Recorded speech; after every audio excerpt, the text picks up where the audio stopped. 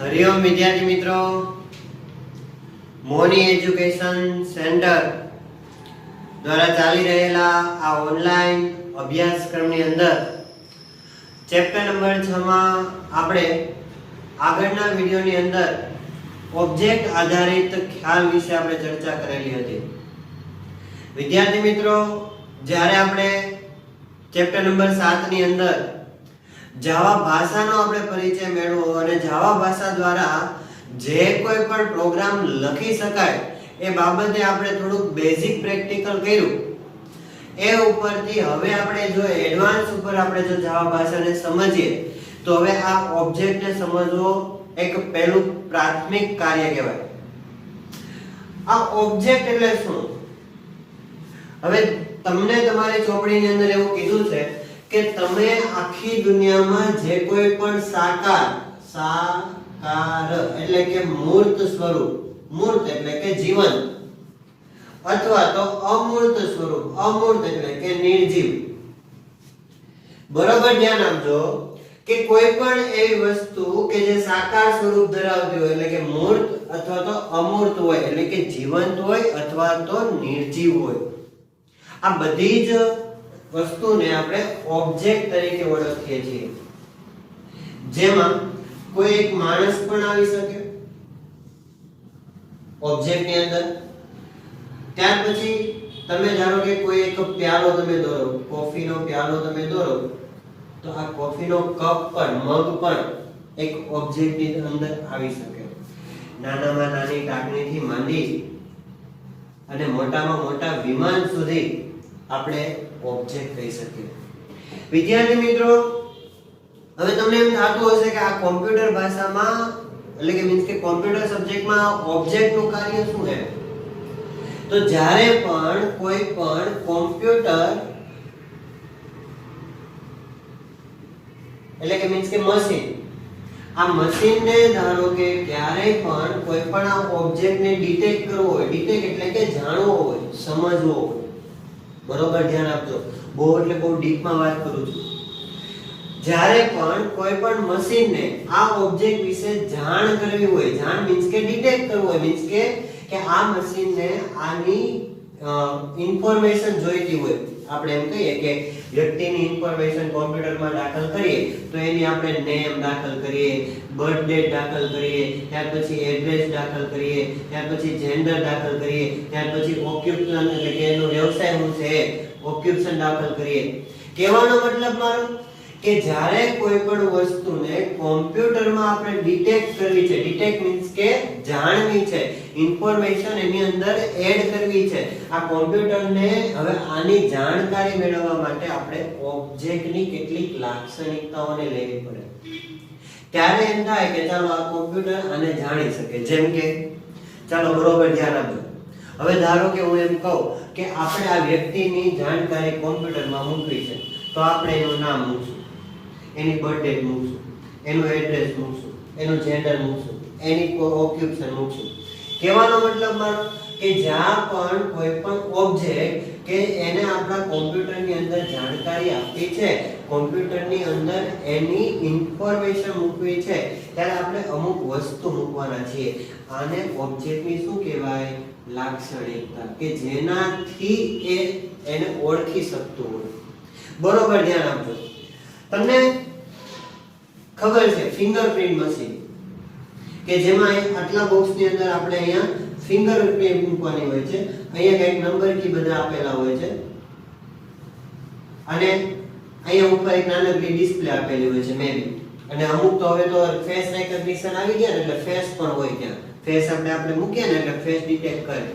તો આ મશીનને બરોબર ધ્યાન આપજો, આ મશીનને ધારો કે આ વ્યક્તિની ઇન્ફોર્મેશન આપી અને એની ફિંગરપ્રિન્ટ આપી, તો આ મશીન પાસે આ વ્યક્તિનું નામ હશે, બર્થ ડેટ હશે, એની ફિંગરપ્રિન્ટ એટલે કે ફિંગરપ્રિન્ટની પેલી શું કહેવાય આગળની જે ઓલી ઇમેજ કહેવાય ને, બ્લુ રે ઇમેજ, આ જે આંગળી હોય આંગળીની બ્લુ રે ઇમેજ, તો એ ઇમેજ હશે. ત્યાર પછી કોઈ ફેસ રેકગ્નિશન સિસ્ટમ હશે ને, તો ફેસ રેકગ્નિશન સિસ્ટમ માટે ફેસ કેપ્ચર હશે.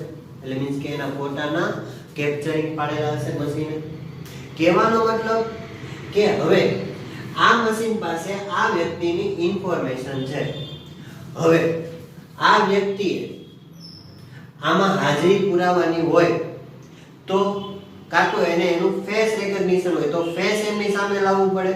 તો અહીંયા કેમેરો હોય, કેમેરો ફેસ અહીંયાનું ડિટેક્ટ કરે, પહેલાના ફેસ રેકગ્નિશન આરે ઇમેજ કરે અને અપ્રૂવ કરે કે એ ભાઈ પ્રોપર છે, અથવા તો એ ભાઈ સક્સેસફુલી એડ થઈ ગયા છે, અથવા તો એ ભાઈ રોજે એની પ્રેઝન્ટ પૂરે છે. અથવા તો કોઈ પણ વિદ્યાર્થી અથવા તો કોઈ પણ કર્મચારી અહીંયા એનું ફિંગરપ્રિન્ટ મૂકે તો આ ફિંગરપ્રિન્ટ સાથે અત્યારે મૂકેલી ફિંગરપ્રિન્ટ મેચ કરવામાં આવે અને જો મેચ થઈ જાય તો એની જે ધારો કે અહીંયા એમ મૂક્યું હોય કે એની ફિંગરપ્રિન્ટ થી લોક ખુલવો જોઈએ તો લોક ખુલે, એની ફિંગરપ્રિન્ટ થી જો એની હાજરી પુરાવી જોઈએ તો હાજરી પૂરે. તો આ મશીન પાસે પહેલેથી આ વ્યક્તિની ઇન્ફોર્મેશન હતી, પછી બીજી વખત ઇન્ફોર્મેશન આપવામાં આવી એટલે પહેલા સ્ટોર કરેલી હતી ઇન્ફોર્મેશન અને આ બંનેને એને મેચ કરી અને મેચ કર્યા પછી આ મશીને શું કર્યું, કામ કર્યું કે પ્રેઝન્ટેશન મૂકવાનું પણ પ્રેઝન્ટ પૂરવાનું પણ કામ કર્યું અથવા તો કોઈ લોક ખોલવાનું કામ કર્યું વગેરે કામ કર્યું. કહેવાનો મતલબ મારો કે જ્યારે પણ કોઈ પણ મશીન પાસે જ્યારે કોઈ પણ ઓબ્જેક્ટ એટલે કે વસ્તુની લાક્ષણિકતાઓ પહેલેથી રહેલી હશે તો એની સાથે એ કાર્ય કરી શકશે સુમેળભેર. તો આ ભાષા બરોબર ધ્યાન આપજો. જો આ ભાષા જાવા ભાષા આવી લાક્ષણિકતાઓનો સમૂહ, આવી લાક્ષણિકતાઓ એક કરતા વધારે ભેગી કરી અને ત્યાર પછી એક ક્લાસ બનાવવાનું કાર્ય કરે. શું કરે? એક ક્લાસ બનાવવાનું કાર્ય કરે અને આ ક્લાસની અંદર આપણે બધી લાક્ષણિકતાઓ રાખી એને આપણે કિંમતો આપી અને આપણે વ્યક્તિઓની ઇન્ફોર્મેશન સ્ટોર કરાવી શકીએ. જાવા ભાષા આ કામ કરે. આપણે આગળના સિમ્પલ અને વ્યવસ્થિત પ્રોગ્રામ જોયા ત્યારે આપણે એની અંદર ઇફ કન્ડિશન ભણ્યા હતા, ત્યાર પછી એની અંદર લૂપિંગ ભણ્યા હતા, ત્યાર પછી એની અંદર આપણે સાદા ગણતરીના કાર્યો ભણ્યા હતા. તો આ બધા જ કાર્યો આની અંદર ઉપયોગ થાય. જેમ કે આપણે ઇફ કન્ડિશન જ્યારે ભણ્યા હતા તો ઇફ ની અંદર એવું લખ્યું હતું કે કોઈ પણ યુઝર નેમ પાસવર્ડ અને યુઝર આઈડી બે મેચ થાય તો લોગિન થાય, એવો આપણે એક પ્રોગ્રામ ભણ્યા હતા.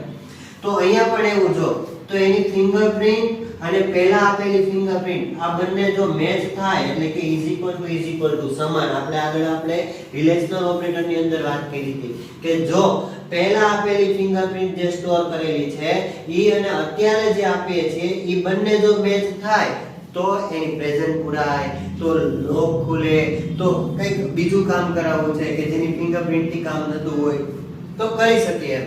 તો આ મશીન પાસે આ બધી ઇન્ફોર્મેશન પહેલાથી આ વ્યક્તિની અને પાછી મૂકવામાં આવે તો આ બધું જ કામ આપણી જાવા ભાષા કરતી હોય. કહેવાનો મતલબ મારો કે જાવા ભાષા દ્વારા કોઈ પણ ઓબ્જેક્ટ સાથે આપણે કાર્ય કરી શકીએ. ચોપડીની અંદર અમુક વસ્તુઓ તમને આપેલી છે, અમુક ટોપિકો તમને આપેલા છે.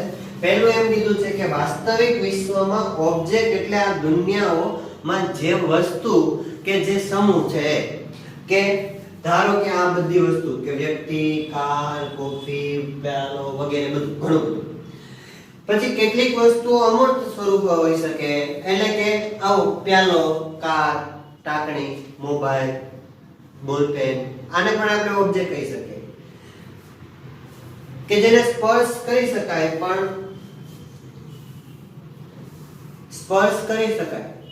પણ એમ કહેવાય કે એની આપણે જીવંત ન હોય. અને પાછું ક્યારેક એવું પણ બને કે હવે અમૂર્ત સ્વરૂપમાં તો અમુક એવી રીતના પણ આવી શકે કે જેને આમ જોઈ શકાય, સ્પર્શ ન કરી શકાય. જેમ કે તો અત્યારનો સમય, ચાલો અત્યારનો સમય આપણે જોઈ શકીએ કે હું એમ કહું કે અત્યારે 9 વાગ્યા છે તો આપણે કહી શકીએ ચાલો 9 વાગ્યા હું જોઈ શકું છું, પણ એને સ્પર્શ ન કરી શકાય. આને પણ એક ઓબ્જેક્ટ કહેવાય. વાતાવરણમાં રહેલો ઓક્સિજન આ પણ એક ઓબ્જેક્ટ છે. વાતાવરણમાં રહેલા હરેક વાયુ આ પણ એક ઓબ્જેક્ટ છે. હા, ઈ ઓબ્જેક્ટની આપણે શું કરી શકીએ તો લાક્ષણિકતાઓ કહી શકીએ. ઈ ઓબ્જેક્ટની આપણે લાક્ષણિકતાઓની કિંમત કહી શકીએ. જેમ કે હું એમ કહું કે સમય એક ઓબ્જેક્ટ છે. શું છે? ઓબ્જેક્ટ. તો સમયની લાક્ષણિકતાઓમાં કલાક આવે, મિનિટ આવે અને સેકન્ડ આવે. આવે? હું એમ કહું કે કલાક 9 કલાક છે, મિનિટ 00 છે, સેકન્ડ 0.1 કિંમત. તો કહેવાનો મતલબ જે કાંઈ પણ સમય એક ઓબ્જેક્ટ બન્યો તો ઓબ્જેક્ટની શું હોય? લાક્ષણિકતાઓ. હમણાં એમ વાત કરી વ્યક્તિ, તો વ્યક્તિની શું છે? લાક્ષણિકતાઓ. લાક્ષણિકતાઓની સામે એની શું હશે? કિંમત. શું હશે? કિંમત. જેમ કે હું એમ કહું કે આ વ્યક્તિને આપણે આમાં નામ છે, તો એનું નામ પણ હોય, એની બર્થ ડેટ પણ હોય, એની ફિંગરપ્રિન્ટ એટલે કે એની ઇમેજ પણ હોય, પછી એનો ધારો કે ફેસ રેકગ્નિશન કેપ્ચર તો એ પણ હોય. તો આમની સામે એની શું હોય? કિંમત. એટલે બે વસ્તુ તમારી સામે બની, એક તો એની લાક્ષણિકતા હોય અને બીજું એની શું હોય? કિંમત હોય. તો બે વસ્તુ આપણે શીખવાની છે આખા ચેપ્ટરમાં કે લાક્ષણિકતા અને એની કિંમત. અને બીજા ભાષામાં આપણે એમ કહીએ તો લાક્ષણિકતા એટલે ડેટા. શું કહેવાય? ડેટા. વ્યક્તિનો ડેટા. અને આ ડેટાની જે કિંમત છે, શું છે? કિંમત. તો કિંમતને બીજા નામે એના સ્ટેટ કહેવાય. શું કહેવાય? સ્ટેટ. સ્ટેટ એટલે કે એની કિંમત. ડેટાની કિંમતોને સ્ટેટ એટલે કે અલગ એક પ્રકાર પાડીને કહેવામાં આવે. હવે સ્ટેટ એટલા માટે કીધું કારણ કે અમુક પૂર્ણાંક પ્રકાર હોય, અમુક અપૂર્ણાંક હોય, અમુક શાબ્દિક હોય, અમુક આંકડાકીય હોય પણ શાબ્દિક બંને હોય.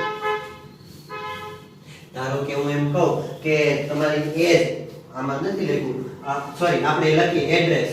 એડ્રેસ લખીએ બરાબર, તો એડ્રેસ ની અંદર આપણે એમ લખીએ ને કે 21 હરે કૃષ્ણ સોસાયટી, તો 21 એ આંકડો થયો અને હરે કૃષ્ણ સોસાયટી એ અક્ષર થયો. તો બે પણ હોઈ શકે. તેને આલ્ફા ન્યુમેરિક કેવી કહેવાય? કહેવાનો મતલબ મારો કે જ્યારે પણ ઓબ્જેક્ટ આપણે ભણતા હોઈએ તો એની અંદર બે વસ્તુ તમારે શીખવાની હોય, એક એની લાક્ષણિકતા, એક એની કિંમત. ધારો કે આપણે એક ઓબ્જેક્ટ લઈએ લંબચોરસ. આને શું કહેવાય? રેક્ટેંગલ. બરાબર? આ લંબચોરસ છે. તો તમને કોઈ એમ કીધું કે લંબચોરસની કોઈ પણ લાક્ષણિકતાઓ બોલો, તો તમે એમ કહેશો કે આ 2D છે કે 3D? જો 2D હોય તો તમે એમ કહેશો કે આની શું હોઈ શકે? એક તો width હોઈ શકે, બીજું એક એની breadth હોઈ શકે. બરાબર? breadth એટલે કે પહોળાઈ. એક width હોઈ શકે અને એક breadth હોઈ શકે. હવે ધારો કે એને 3D કહી નાખ્યું.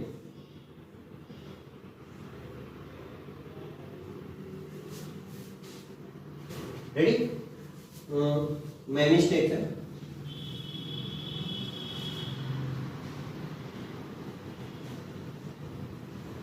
થઈ ગયું. ધારો કે આ 3D કરી નાખ્યું, તો હવે આની શું હોઈ શકે?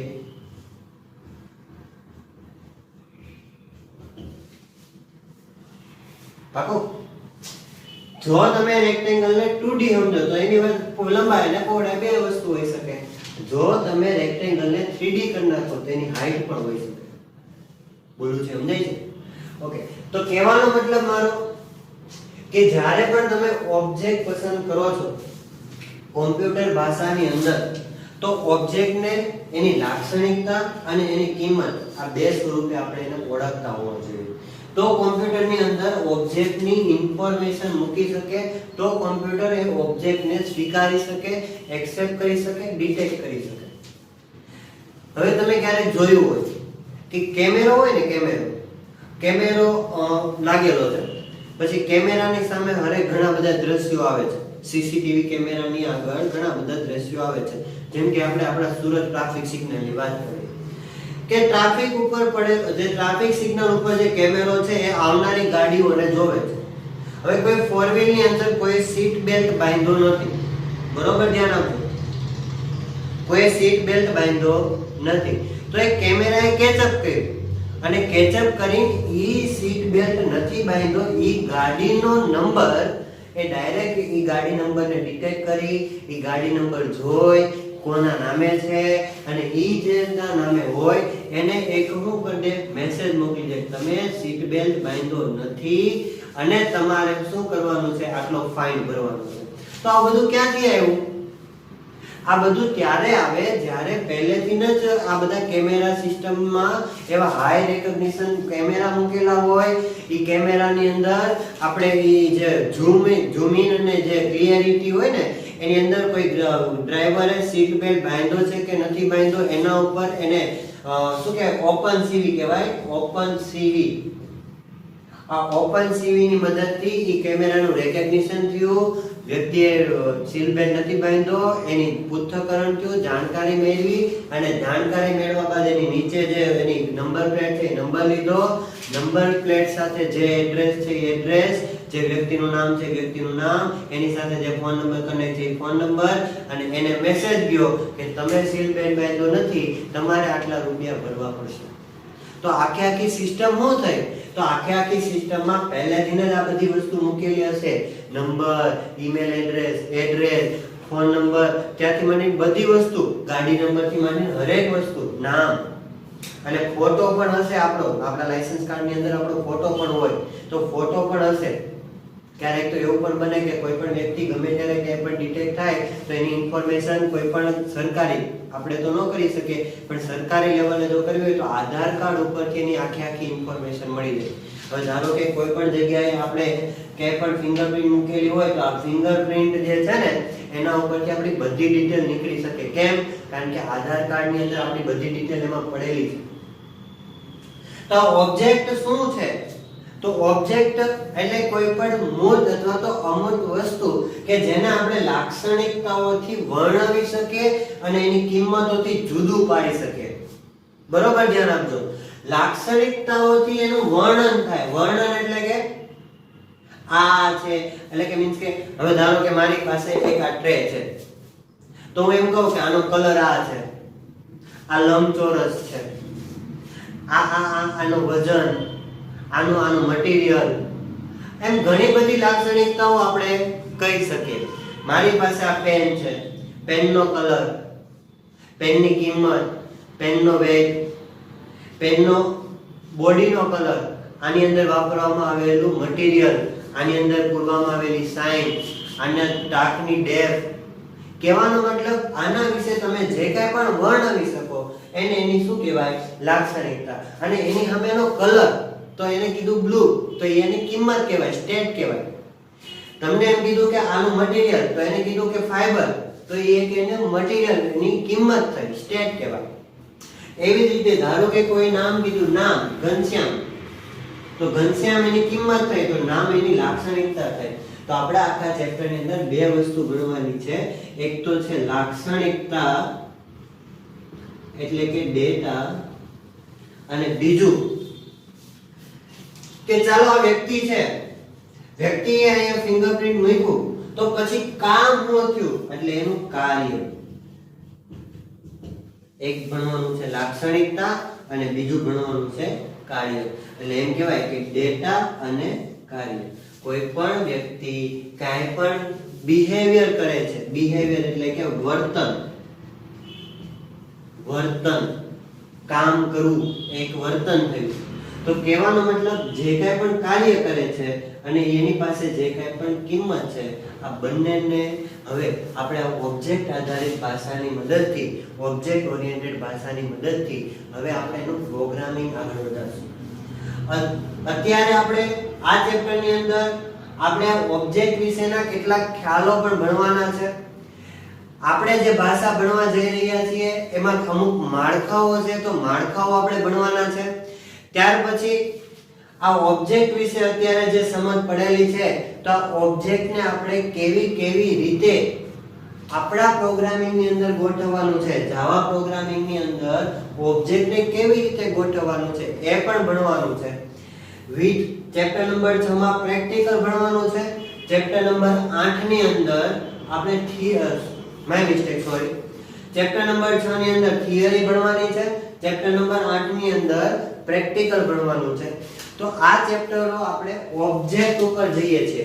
ચેપ્ટર નંબર 7 ની અંદર બેઝિક પ્રોગ્રામિંગ શીખા. બેઝિક પ્રોગ્રામિંગ મીન્સ કે જેની અંદર આપણે માત્ર ને માત્ર કોઈ પ્રક્રિયા કરી, કોઈ ઇફ કન્ડિશન વાપરી હતી, કોઈ ફોર લૂપ વાપર્યું હતું, કેટલાક પ્રક્રિયકો જોયા હતા, એનું આઉટપુટ જોયું હતું, તો હવે આપણે આવા ઓબ્જેક્ટ આધારિત પ્રોગ્રામોની અંદર આપણે એવી વસ્તુ આપણે ભણશું કે જેની મદદથી હવે એડવાન્સ લેવલે પ્રોગ્રામિંગ કેમ થાય એ આપણે શીખીશું. એડવાન્સ લેવલે પ્રોગ્રામિંગ ની અંદર ઓબ્જેક્ટ આધારિત ઓરિએન્ટેડમાં આપણે ક્લાસના ખ્યાલ વિશે પહેલા ભણીશું કે ક્લાસ શું છે. મેં હમણાં તમને કીધું કે કોઈ પણ ઓબ્જેક્ટની લાક્ષણિકતાઓનો જે સમૂહ છે એને સમૂહને ક્લાસ તરીકે ઓળખાય. ક્લાસમાં શું રહેલું હોય છે, ક્લાસમાં શું લખવાનું હોય છે, કેવી રીતે લખવાનું હોય છે, આ બધી જ વસ્તુઓ આપણે ભણીશું. ત્યાર પછી આ ઓબ્જેક્ટ આધારિત ની અંદર અમુક સવાલો છે. પહેલું તો લાક્ષણિકતાને બીજા નામે શું કહેવાય? તો લાક્ષણિકતાને બીજા નામે પ્રોપર્ટી કહેવાય. પ્રોપર્ટી. ત્યાર પછી એટ્રીબ્યુટ પણ કહેવાય. એટ્રીબ્યુટ એટલે લાક્ષણિકતા થાય. અને ગુજરાતીમાં આપણે કહીએ તો ગુણધર્મો કહેવાય. ઘણું બધું કહી શકાય એમને. લાક્ષણિકતા, ડેટા, પ્રોપર્ટી, એટ્રીબ્યુટ અને ગુણધર્મો. ત્યાર પછી ક્યાંય પણ ઓબ્જેક્ટને ઓળખવો હોય તો લાક્ષણિકતા, પ્રોપર્ટી, એટ્રીબ્યુટ અને ગુણધર્મ આ બધાની કિંમતોનો પણ ઉપયોગ થતો હોય એટલે કે એને સ્ટેટ તરીકે ઓળખાય. મેં હમણાં વાત કરેલી છે. ત્યાર પછી ઓબ્જેક્ટ જે કાર્ય કરે છે, કાર્ય, એને એનું બિહેવિયર કહેવાય. બિહેવિયર. આ બધા નામ બરોબર યાદ રાખવાના. આવતા લેક્ચરમાં અથવા તો આ ચેપ્ટર નંબર 8 ની અંદર પાછા આના શબ્દો આવશે. એટલે હું પહેલા તમને ખાલી શબ્દો આપી દઉં છું. અને આપણા પ્રોગ્રામિંગ ભાષાની અંદર કાર્યને મેથડ કહેવાય. મેથડ. અને અંગ્રેજીમાં એને ફંક્શન કહેવાય. આ હરેક વસ્તુ તમારે યાદ રાખવાની, નોટ કરતી જવાની, જેથી કરીને આપણે કોઈ પણ એમસીક્યુ ની અંદર ધારો કે પૂછાવાનું થાય તો આપણે લખતા હોવા જોઈએ. અને બધી વસ્તુ સેમ જ છે. અને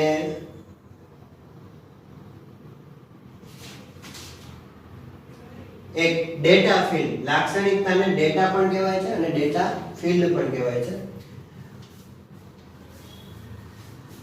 ઓકે.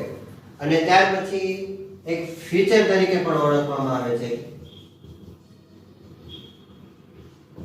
ફીચર. આપણે એમ કહીએ કે મોબાઈલ ની અંદર કેવા કેવા ફીચર્સ છે, એટલે મોબાઈલ ને આપણે વર્ણન કરવા મળે કે અમારે જે આવડી ઇંચની ડિસ્પ્લે છે, આટલા એમએચ ની પાવર બેંક છે, આ છે, તે છે, વગેરે છે, આ છે.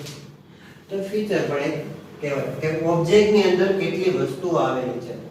તો ઓબ્જેક્ટ ની અંદર આપણે એમ કહીએ ને તો બે જ વસ્તુ છે. એક એની લાક્ષણિકતા અને બીજું એનું કાર્ય. મારે તમને આટલું સમજાવવાનું. હવે આવનારું આપણે વિડિયો ક્લાસ ઉપર ભણીશું. હરિઓમ.